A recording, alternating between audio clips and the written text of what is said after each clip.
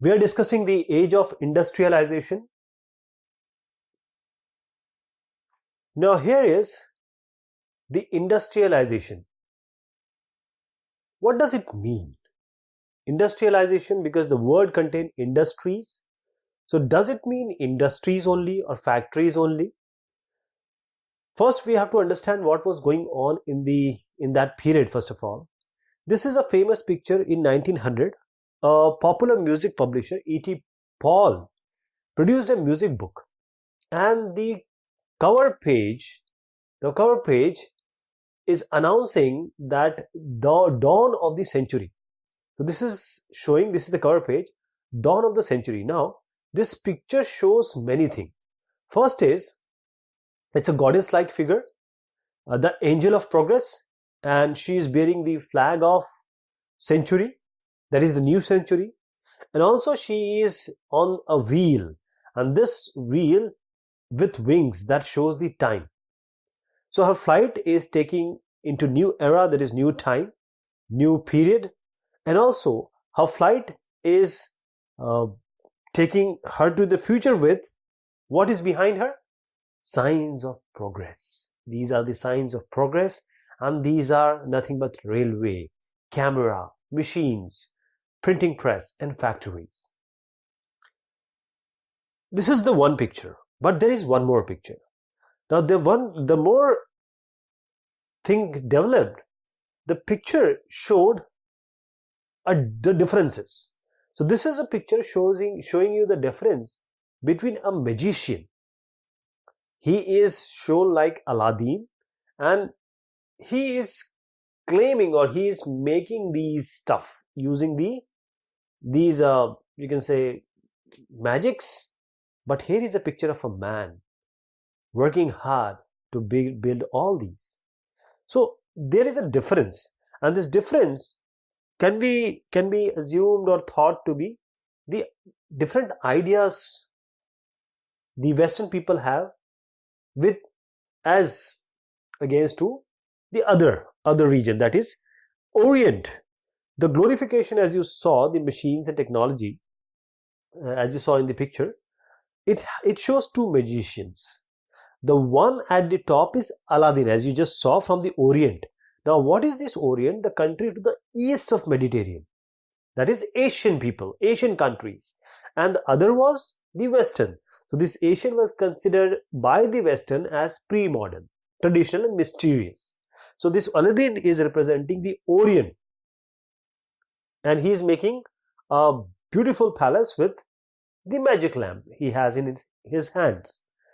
But this one, as I said, this is a mechanic. He is a mechanic, and he has all the modern tools, and he is creating magic, like he is building the bridges. This is a bridge. This is a ship, the towers, the high-rise buildings. So Aladdin is the East and the past, representing East and the past, while this guy is representing the West and the modernity. So these are technological advances. You can understand that the history of industrialization is the progress, technological progress. But we need to ask questions that, does this rapid industrialization is the only measure of progress and modernity? Does this high-rise buildings and bridges is the development that is actually the society is developing? How these two pictures I showed came into being? Why the glorification of mechanic and all these he is making? So in order to answer these kind of questions, we have to go back to the history of industrialization. Industries where the products are being made for the consumers, and consumers are whom? We are the consumers. So what we will do here is, we'll divide the discussion in two parts. First, we'll talk about Britain. This is why Britain? Because the Britain is the first industrial nation. And then we'll talk about India, because India was under colonial rule. So what happened to the countries which were in colonial rule? And India also lies at the Orient, that is the Asian part. So we'll try to find out the difference with this picture what exactly it wanted to show, we'll understand by that. So before the Industrial Revolution, that means Industrial Revolution, people only think, or we only think that, okay, factories were there, factories were being established, and various industries were established, and this is how Industrial Revolution took place. But there was, before this Industrial Revolution, things were going on. That is a word I'm going to tell you. This is proto-industrialization. Proto-industrialization. So there was a large-scale industrial production for an international market which was not based on factories. Please understand, there were no factories, but there was still production, and it was controlled by merchants, and the goods were produced by vast numbers of producers working within their family farms and not in factories. So in 17th and 18th centuries, what happened? Merchants from towns of Europe, they started moving to the countryside. They were supplying money to peasants and artisans and just persuading them, requesting them to produce for an international market so that it can be exported. Merchants, they were offering advances for producing cloths for them at a time when open fields were disappearing. As you understand, or as you know, there were area of commons where people, or you can say the British people, can get their way of living. But because this common area was not there, open fields were disappearing, and commons were being enclosed by the big landlords, you can say. So income from this proto-industrial production, it supplemented the shrinking income from the cultivation of this. If this picture shows, this is a picture of a countryside. There are three people who are working together for spinning. They are making the threads, and these threads, because they have a small land, now they can cultivate also on this small land, but that is not sufficient. So that's why they are working on this also. So they are in countryside. They are taking care of their land and also making money, or little bit of money, by doing this. Why these people? Because the question should arise that why merchants were going to the town. Merchants were not going to the town, but they were going to the countryside. The reason was there were urban crafts and trade guilds. Means, in simple word, there were already organizations which were properly established, or you can say associations. So association of producers, they have certain tasks. That is, they train craftsmen. They also maintain control over the production, and they also regulated the competition and prices. And the most important thing is, any person like me, if I want to come into this business, you, the guild person, will stop me. You will not allow me to enter. So what do? I cannot enter the market because you are stopping me. And also the rulers, the people who are ruling, they are saying that, okay, you have to talk to these guild people, association people, then only you can enter. But I can't enter. So what do? I go to the countryside because the export was going on, and I have to do something to make these, say, cloth or yarn, right?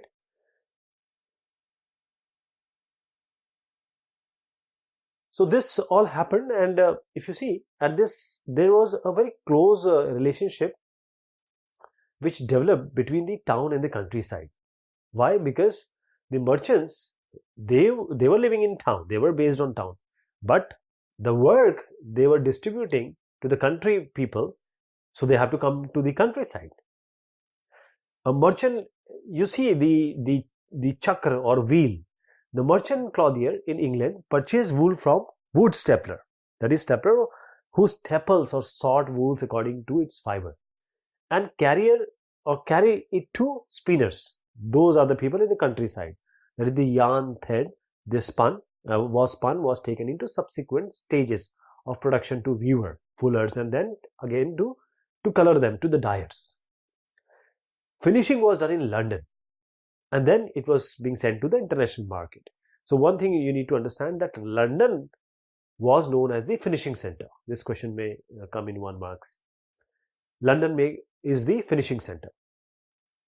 So this is how there were merchants, they were having so many workers with them.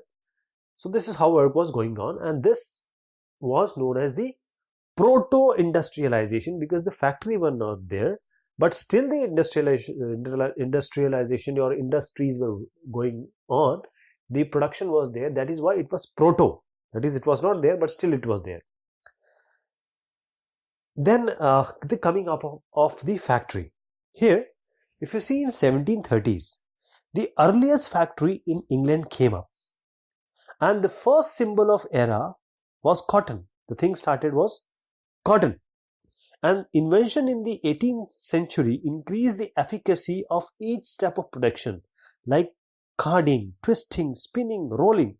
And the output per worker was also rising. And then came Richard Arkwright. He invented the cotton mill, and mill production of cotton started, which allowed a more careful supervision over the production process. So cotton became the leading sector in the first phase of industrialization. So as I just mentioned, that the earliest factory came up in 1730s, but late 18th century only the factories multiplied, and the cotton was the first symbol. And by 1760 it was 2.5 millions, which was means Britain was importing this much of raw cotton. But by 1787, because of the factorization, or factories were so many establishing, the import went up to 22 million pounds. 22 million pounds. So the reason was because the inventions was going on. The inventions increased the efficiency or efficacy of the production process, and also the a single worker is producing more because of the inventions. Richard Arkwright, he created the cotton mill. This question is very important. Richard Arkwright, he created the cotton mill. And then if you see the machines when they were there, so the production also increased. That is, mill production of cotton started, when the mill was there, now in only one building, see, this is a building. So in just one building, there is one person who can take care of everything. What he can take care? A careful supervision. What is the production process going on? That is, he can supervise the production process, also see the quality, whether the content is good or not, and the regulation of labor also, whether the labor is doing proper work or not. These all things were very difficult while the proto-industrialization was there. That is, the thing were going on in the countryside. Things were changing. Technology was being used, but not that much. But people were very, very dazzled by these. If you see this picture, why they were dazzled? This is the industrial Manchester, and if you see, so many chimneys with smoke, and all these were very new for the British people. Then the pace of industrial change. The expansion of railways in England and its colonies rapidly increased the demand of iron and steel. So the new technological advancement or technologically advanced industrial sectors could not easily displace the traditional industries. They were still there. So textiles were still produced with domestic units and not so much in factories. The high cost of machines and the uncertainty of their performance made technological changes quite slow. And merchants and industrialists, they were very cautious about accepting and using the new technology. So in 1781, if I can give you an example, James Watt improved the steam engine produced by Newcomen. Newcomen made it, and then James Watt improved it and patented also. But still, there were no buyers, or there were less buyers. So just to give a detail of this, that how rapid was the process of industrialization, and does this industrialization mean only the growth of factories and industries? There is a question that, does this industrialization only means the growth of factory or industries? We need to answer this question. First of all, clearly cotton was the main thing, the dynamic industry, most dynamic industry, and cotton was, the leading sector in the first phase of industrialization. So in the first phase of industrialization, what was the main thing? Main was cotton up to 1840s. But because of the expansion of the railways, that is in England 1840s and then in colonies from the 1860s. So now railway is expanding. For railway, what is required? Iron and steel. Iron and steel is required. So this industry boomed. By 1873, Britain was exporting iron and steel, which was worth this 77 million British currency at that time. That is double the value of cotton export. As I said, cotton was there, but now the shift was there. The export was more of iron and steel. The second idea which we can take after answering, or you can say for answering this question, the second thing is that the new industries were at that time not very able, or it was not displacing the traditional industries. Only 20% of the total workforce was working in the industrial sector. Others were still working in the domestic units. The third is the change in the traditional industries was not set by steam powered cotton or metal industries. That is, they still remain entirely stagnant. Either. What does this mean is that there were small innovations and invention in the other sectors also. That is, only machine and only factory production was there. But there were other also non-mechanized sector. That is, always you don't need mechanization. You don't need industries like food processing, building, pottery, glasswork, tanning, furniture making, and the production of implements. All these, they also have some innovation. So this was also going on. So third reason was this. And the final reason was the technological changes people accepted, and it occurred very slowly. That is, the machines, the inventors and manufacturers were claiming that machine is very good, and but it broke down and repair was very costly. So even the rich industrialists, they were very cautious about using them. They were not just buying it blindfolded. I'll just give you an example of steam engine. Steam engine is one of the most important invention of the modern world. It was being produced by Newcomen, but it was being improved by James Watt. This is a very important question. Newcomen made it, but James Watt improved it. And then James Watt patented it in 1781. Patented means he had the whole sole authority of this design. Now he has a friend, Matthew Boulton. He also manufactured this steam engine. But at that time, as I said, people were very cautious about buying it. So there were no buyers. Only, if you see the beginning of the 19th century, only 321 steam engines were all over the England. 80 in cotton industry, 9 in wool industry, and rest in mining, canal works and iron works. That is, steam engine was very important improvement, or you can say development or innovation. But still, people were not very keen at that time. This is a spinning factory. If you see that how these giant wheels, just by steam powered, they are moving and they are creating a lot of threads here. So what we conclude over this discussion right now is this part is machine operator. Most of the people, traditional craftsmen and laborers were there, and machine operators were also there, but most things were going not at that pace, but the pace was very gradual. Hand labor and steam power. So let me just first tell you about the summary. That is the importance of hand labor. Introduction of machines required large capital investment. Therefore, the cheap labor was preferred over the use of machines. And manual labor was also preferred in the industries where production fluctuated with the seasons. So goods with intricate design and specific shapes were in great demand in the European markets, and this was possible only with hand labor and not machine outputs.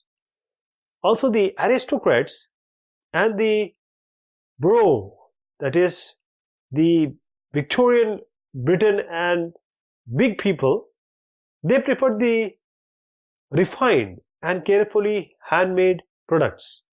Machine-made goods were for the colony people.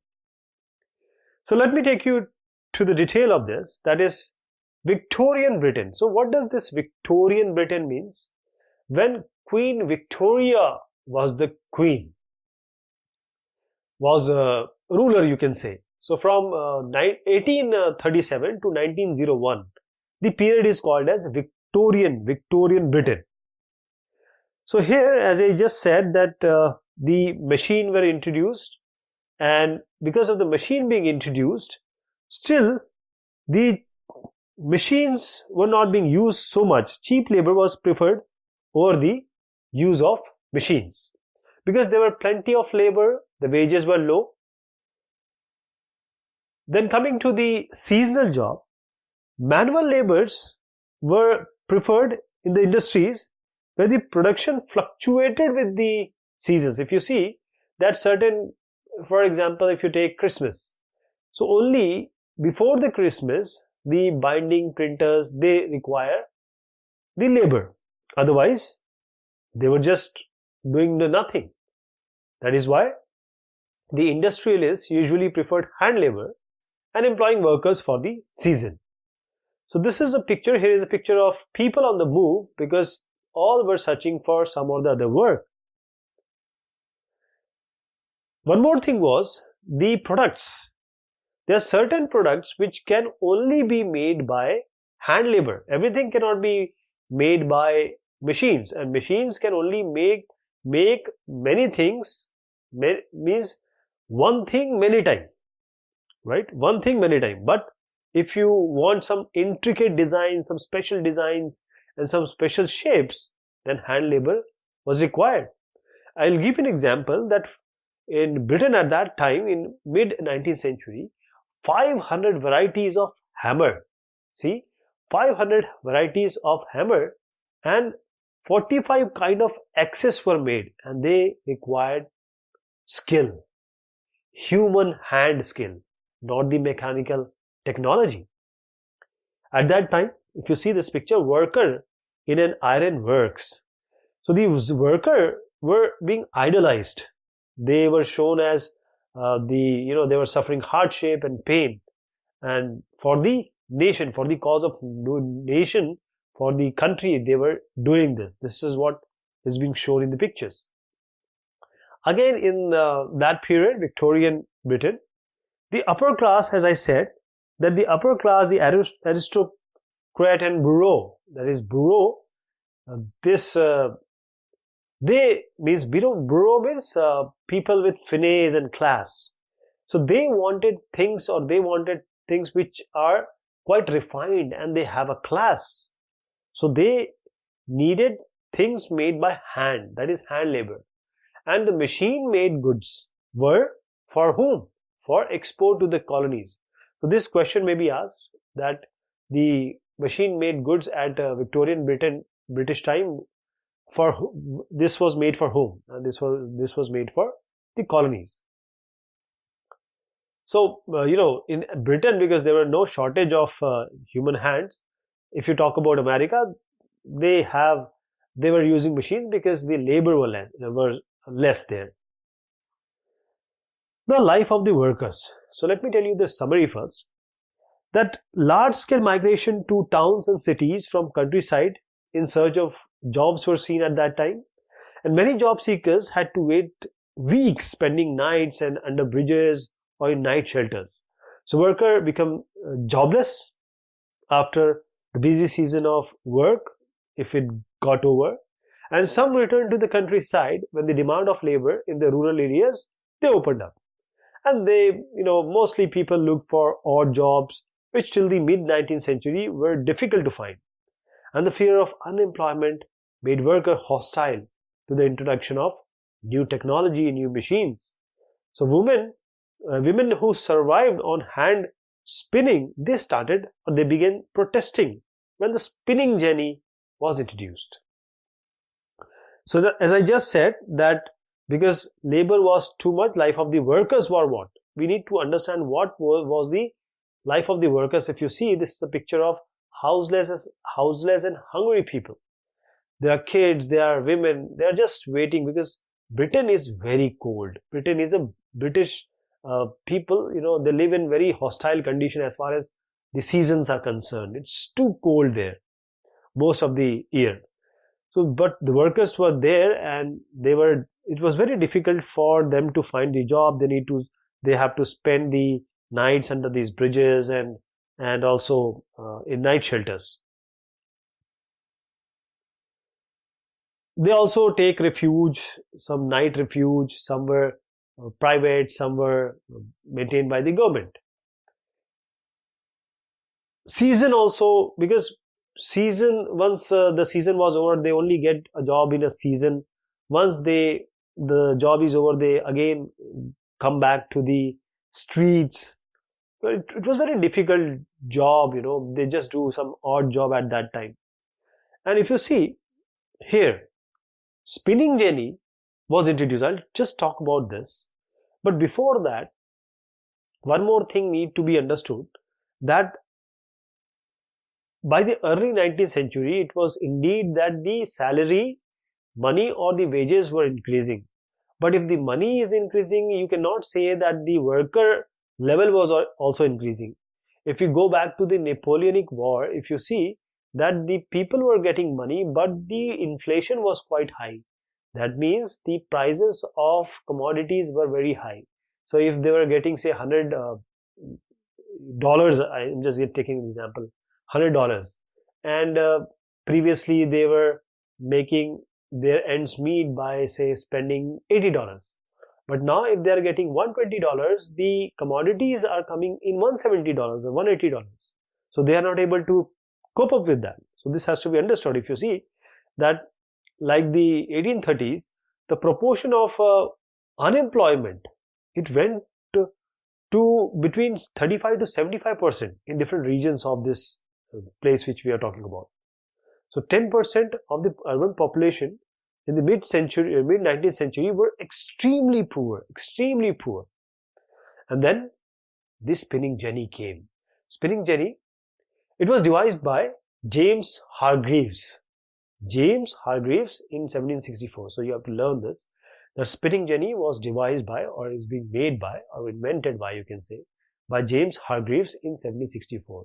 And this machine was speeding up the process. That is, machine speeded up the process of spinning, and also it reduced the labor demand.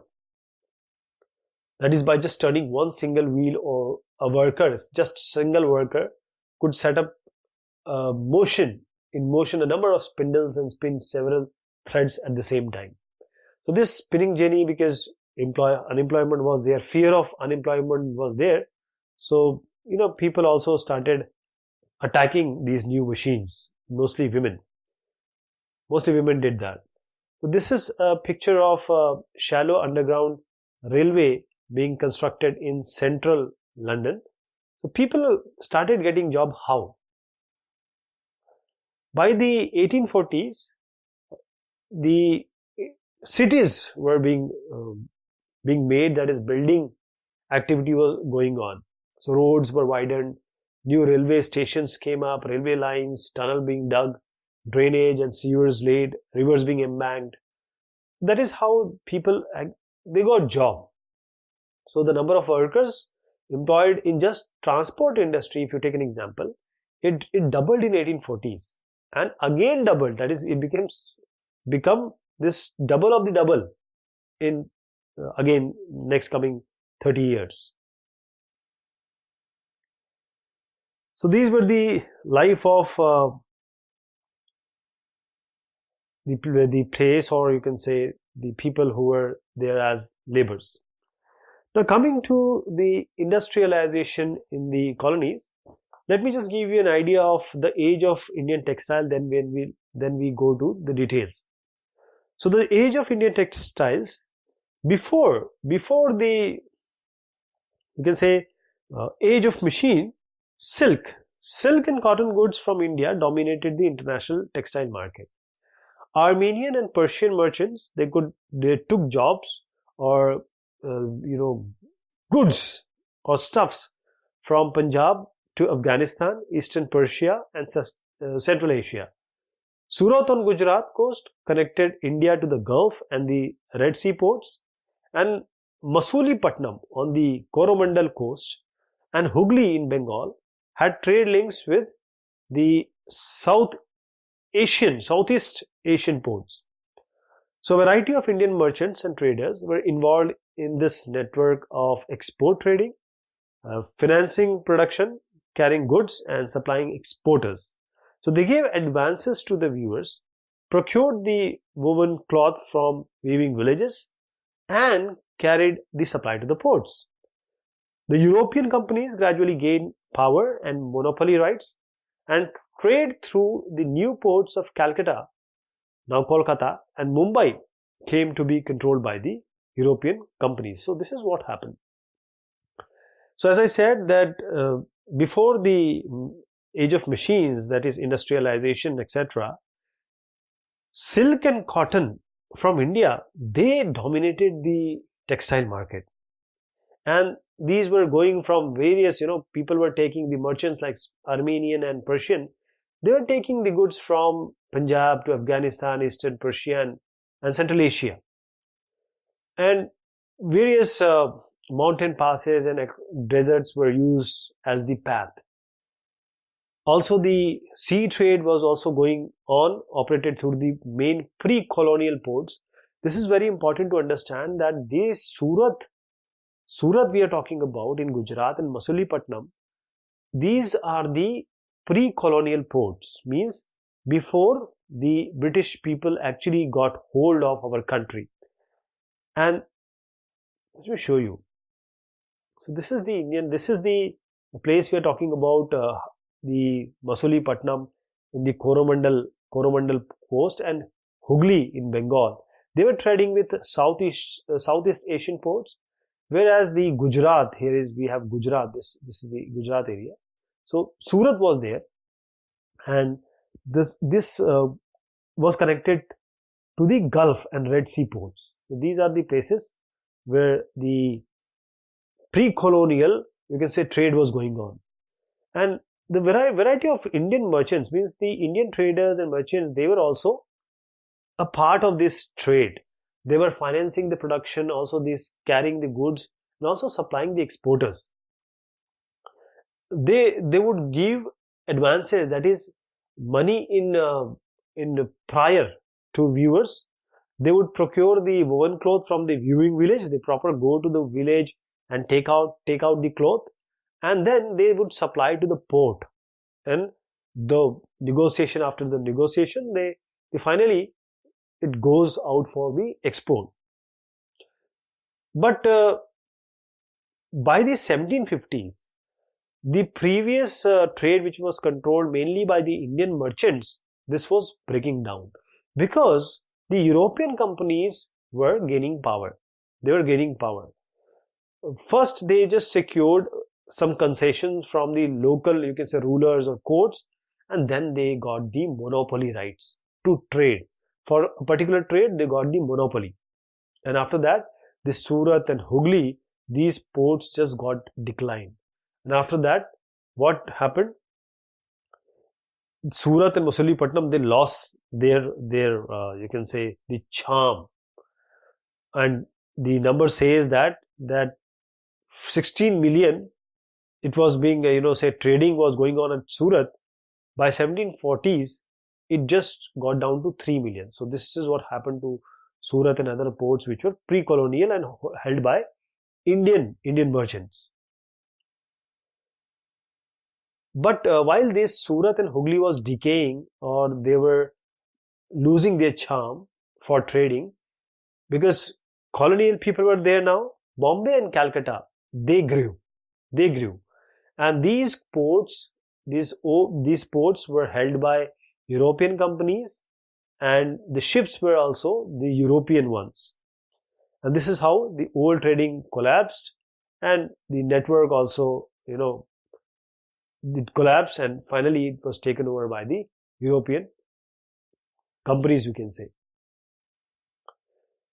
Now the question arises, but let me show you the picture. This is the English factory of a Surat. This is a 17th century drawing. But we need to understand that, okay, this was going on. This is about the trading, but what was going on with the artisans? The people, the viewer actually. So the viewers, what happened to viewers? Let me just give you an idea about them first. The East India Company gained monopoly rights over the Indian textile trade. It tried to eliminate the existing traders and brokers connected with the cloth trade and established direct control over the weavers. The paid servant called the Gumashta was appointed for supervising weavers, collecting supply, and examining the quality of cloth. The company prevented the weavers from dealing with other buyers. So once the order was placed, the weavers were given loans for purchasing raw materials for the production. And the produced cloth was to be handed over to whom? Gumashta. The new Gumashta had no social link with the village. They acted arrogantly, marched into village with sepoys and peons and punished weavers for delays in the supply. And the price received by weavers from the company was miserably low. It was very low. And the loans that they had accepted, they tied them to the company. So in Carnatic and Bengal weavers, they actually, they deserted the village and they just migrated. And weavers began refusing loans also and closing down their workshops and taking to the agricultural labor. So what we want to highlight here is that now the East India Company, the British company, it got hold over the textile exports now. So the textile exports declined. Initially, they wanted, textile exports were very good in India. But East India Company, they don't want to decline. They don't want to do it because it was in their favor or their profit to still expand the textile exports from India. So what they did, this, as I said before, the political power, they didn't have Bengal and Carnatic as their power. They didn't have those places. So they had all the problems of getting the regular supply. Also the French, the Portuguese, they're also in the trading business at that time. So this is how they were, they were finding some problem. But when East India Company got hold of these two areas, they got monopoly right to trade now. So they don't want to directly control or in between people like the merchants, traders, all these, they don't want. They did what? They directly tried to target the people or the viewers who are making it. They just tried to eliminate the traders and brokers, and they just tried to establish a direct link with the viewer. For that, they appointed certain people who, or you can say paid servant. They were called as Gumashtas. What is the work of Gumashtas? They will supervise the viewers, they will collect the supplies, and they will examine the quality of cloth. Right? So what are the steps they took? We are taking that. Means how did they actually got hold of these business? First is they appointed Gumashta, and then they were giving advances. They were giving advances to the viewers. Now the viewers, they were generally poor. They were getting advances and they are making product. They were getting the raw materials also. So when they were getting all these, the Gumashta, the person who came there, he actually took control of various things, and because the loan was already given, the viewers were actually tied. They cannot sell their content or whatever they have made.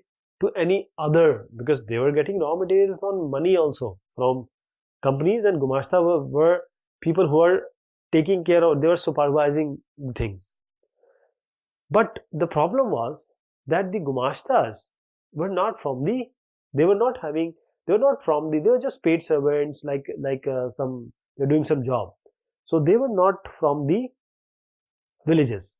Those traders and brokers which we talked about, they were from the villages from where these weavers belong. So they will, in bad times and good times, they were with these weavers or the village people.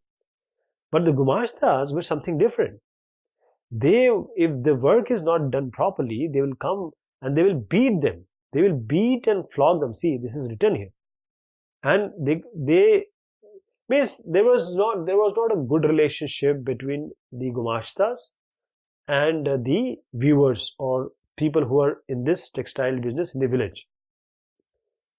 So Sepoy means Sipahi. It's like, Sipahi, the British pronounce Sipahi as Sepoy. So there were, as we said, that this was going on. People now, they were getting very less wage amount. The final product which they give back to the company or the Gumashtas, the amount they were getting was very less. And it was very difficult for them to make their end meet. So they just, stopped living in that village, and they just left the village and they took to the agricultural labor. This is what they did. But now, by the turn of 19th century, cotton weavers, they were facing new set of problems. What are these problems? Let us understand. Manchester comes to India. What does this mean? This is what happened here. In 1772, Henry Patullo, he said that Indian textile is so good, the demand is so high, that it is never this export of Indian textile, it is never going to decline or reduce. But if you see, in the beginning of 19th century, there was a decline of textile exports from India. If I give you the numbers says that in 1811 to 12, that is in this 2 years, the piece goods accounted for 33% of Indian exports. And by 1850 to 51, it got down to 3%. This is what happened. Someone said that it is never going to decline, but it happened. So the question arises is, why does this happen? What are the implications? Why does this happen? The thing was, British textile in India, or you can say the Manchester comes to India. So let me give you an idea about this. First is, the British industrialists, they pressurize the government. And why they pressurize the government? To impose duties on cotton textiles, so that Manchester goods sell in Britain without any outside competition. First thing is this. Then the industrialists also persuaded the East India Company for selling the British manufacturers what is being produced in Britain should be sent to Indian markets. And the exports of British cotton goods increased dramatically in the early 19th century. The export market of the Indian cotton weavers collapsed, and the local market shrank, being glutted with cheap Manchester imports. So the weavers could not get sufficient supply of good quality raw cotton, and weavers in India were starved of supplies and forced to buy raw cotton at very high prices, exorbitant prices. And by the end of 19th century, factories in India began production, flooding the market with machine-made goods, and that is how the weaving industry ultimately decayed and died. So this is what happened. First of all, why British or you can say British export or Indian textile export declined. First of all, the industrial or industries, when it came up in England, the lobby, they pressurized the government of Britain to stop the cotton import from India. And also they said that, okay, whatever is being produced here should be, they pressurized East India Company also, that whatever is being produced here, you should send it or make India as the market. There was, if you see, virtually at the end of 18th century, there had been virtually no import of cotton piece goods into India. If I take the number, by 1850, cotton piece goods constituted 31% of Indian imports, but by the 1870s, this was over 50%. Now, there was one more problem, as I just indicated, that because things were coming from Manchester or England, and these imports were cheap also, and the quality was also good. So the Indian weavers could not compete with them. They could not compete with them. By 1860s, again there was another problem, that they were not getting enough supply of the raw material. That is, weavers who were making these, say, the initial things for the final cloth, they were not getting what? They were not getting the enough supply of the cotton, raw cotton. Why? Because civil war broke out and cotton supplies from the US were cut off. So Britain did what? Britain was not getting the raw material from US. So Britain started getting the raw materials from India. So when India was sending all the raw materials, the cost or the price of raw material, raw cotton in India or in our region, it got very higher. So this weaver cannot pay that. They have to buy it for very higher prices, Then the Indian industries also started production, and then these machine goods were being all over, flooding the market, you can say. So the viewing is at that time become very different. Next come is factories. The factories come up. So we are talking about India. So let me tell you what happened. In 1854, first cotton mill in Bombay came up. So you can say first cotton mill in Bombay, present day Mumbai. Then in 1855, the first jute mill came up, and another one later in 1862.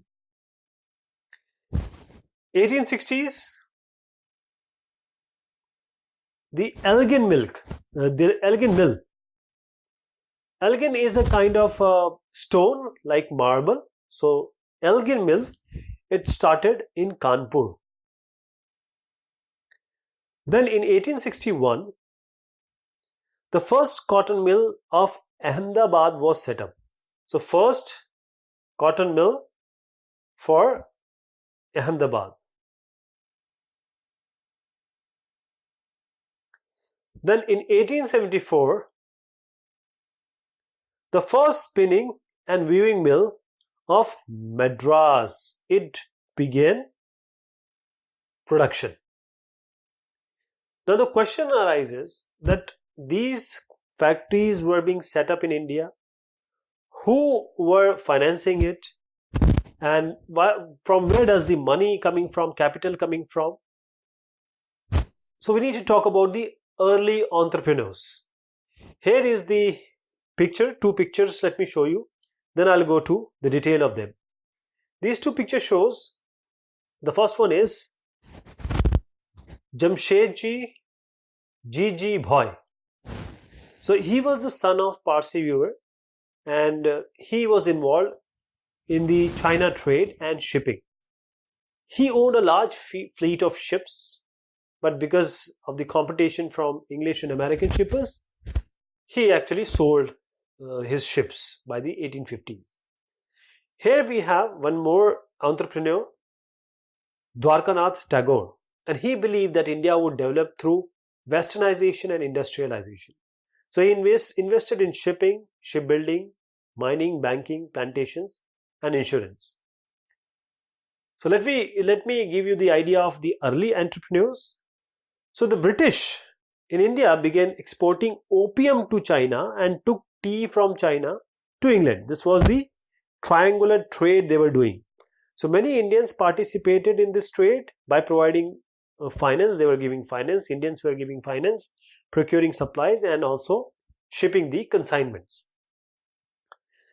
In Bengal, Dwarkanath Tagore, the picture shows, made his fortune in the China trade and established six joint stock companies in the 1830s and 1840s.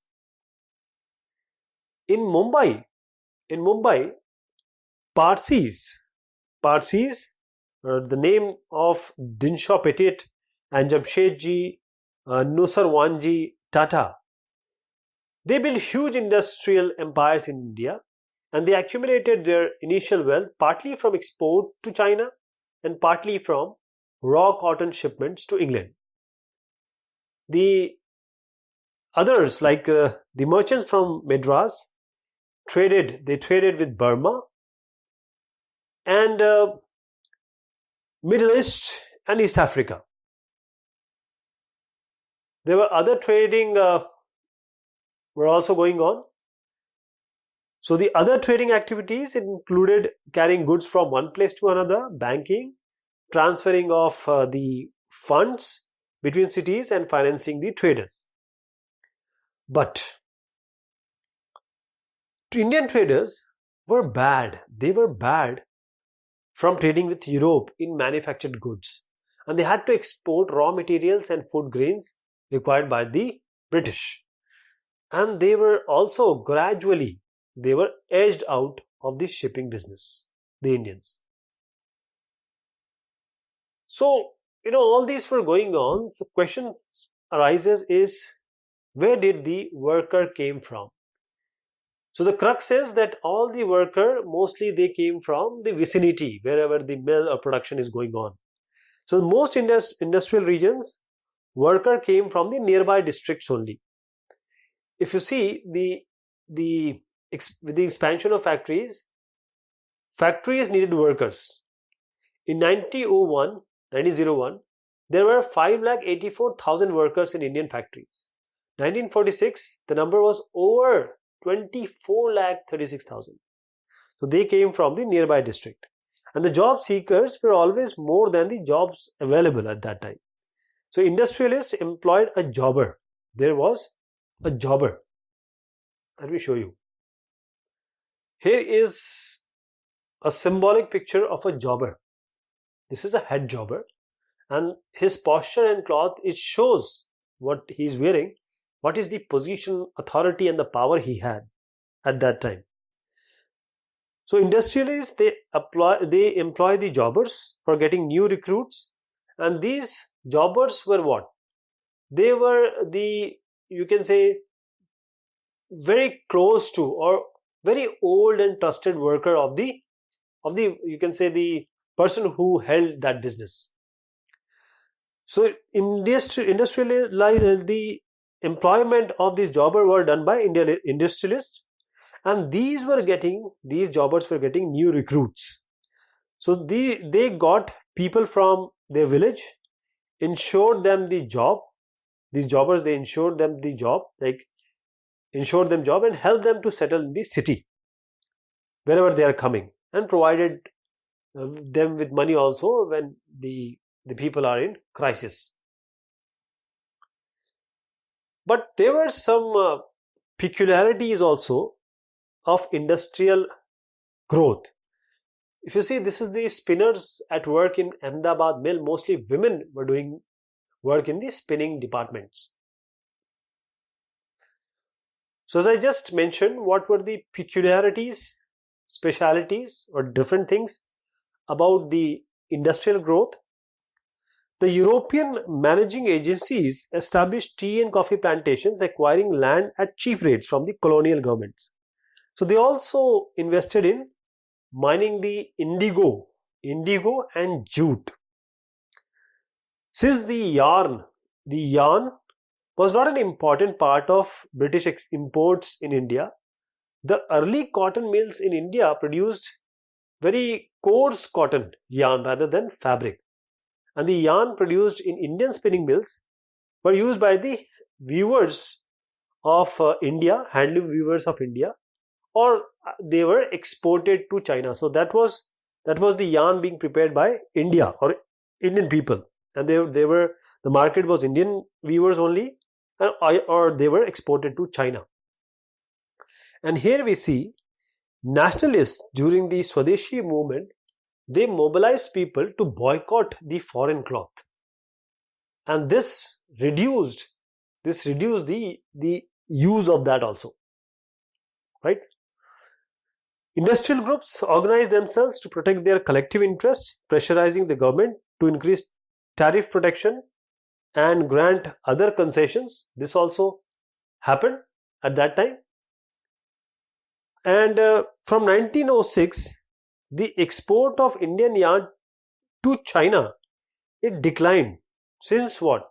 The Japanese were there, and Japanese mills, they flooded the Chinese market. In 1900 and 1912, at this time, cotton piece goods production in India doubled.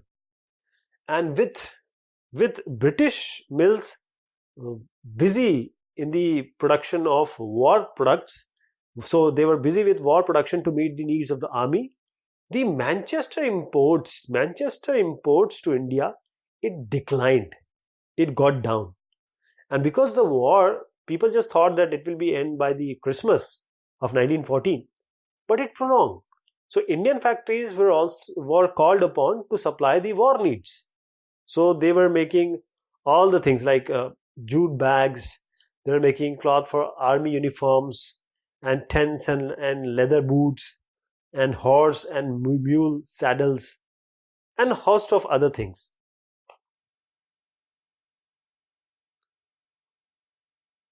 So industrial production boomed owing to the increase in the working hours and the establishment of new factories. And if you see, unable to modernize and compete with the US, Germany and Japan, the British economy then crumbled after the war. So cotton production collapsed. We are talking about Britain at that time, and exports of cotton cloth from Britain, it fell really dramatically. And within the colonies, the local industries, as we just saw in India, the local industries, they substituted the foreign manufacturers and also captured the home market finally. So what was happening in the small scale industries? This is a hand woven cloth. So there is very intricate designs, if you say hand woven cloth. This could not be copied easily by mills. So large industries form only a small segment of the economy. If you understand that if the industries has come up, then it will just take over all the small businesses. It was not like that. Most of them were located in Mumbai and Bengal. Most of the workers worked in small workshops, very small workshops, gully workshops and household units. Means units were in their houses only. So while these cheap machines made thread wiped out the spinning industry in 19th century, but the weavers still survived. And handlooms cloth production expanded steadily between this year 1900 and 1940. This happened. Now the question arises that these small scale industries, they didn't die. They were there. So how does this happen? This is because of some inventions. The viewers, they were adopting the technological changes, like the fly shuttle. Fly shuttle, this is a mechanical device used for weaving, moved by means of ropes and pulleys, and it places the horizontal threads called the weft into the vertical threads called the warp. The invention of the fly shuttle, it actually made it possible for the viewers to operate large looms and view white piece of cloth. So this can be done at that time. So this is how it still survived. So among weavers, some produced coarse cloth while other wore fine varieties. The coarse cloth was bought by the poor, if you see here. The coarse means they were producing all types of cloth and they have markets for them also. The coarser cloth was bought by the poor and the demand fluctuated violently along with the fluctuation of their incomes. And the finer ones were bought by the rich and the demand was constant, because if you see the Banarsi and Baluchari saris, the demand was always there. Baluchari saris are like those saris which has all the mythological stories being crafted on it. So this happened at that time. This is the picture showing location of large scale industries in India, and the size of the circle shows, this indicates the amount of industries they have.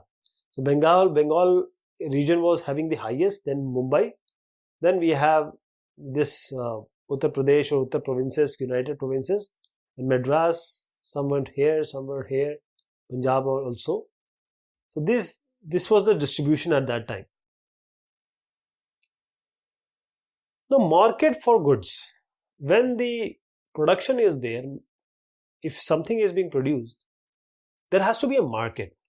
So these are the some of the advertisement pictures which showing that how the products are being advertised. That is, see, made in Manchester. If something is coming from Manchester, it was being sold with a label, and along with that they have picture of Indian mythological you can say scenarios or pictures or symbols. So people were forced to do, or they were glued that okay, we should buy this and we should really buy all these so that we are doing good for our country. So market for goods, new consumers were created through advertisements, and advertisements, it expanded here. If you see, it expanded the markets for products and shaped new consumer culture. As I suggested here, the label was needed for making the name and the place of the manufacturer and the name of the company familiar to the buyer, like this Manchester. Then images of Indian god and goddesses, if you see here, were imprinted on goods for making a foreign product familiar to the Indian masses. And calendars are very important, because if you put a calendar on your wall, you are going to see it for whole year. So the calendars were used immensely for the advertisement, and figures of important persons and goddesses and various other which can connect the masses were advertised on these calendars, and advertisement became a vehicle of the nationalist message of Swadeshi at that time.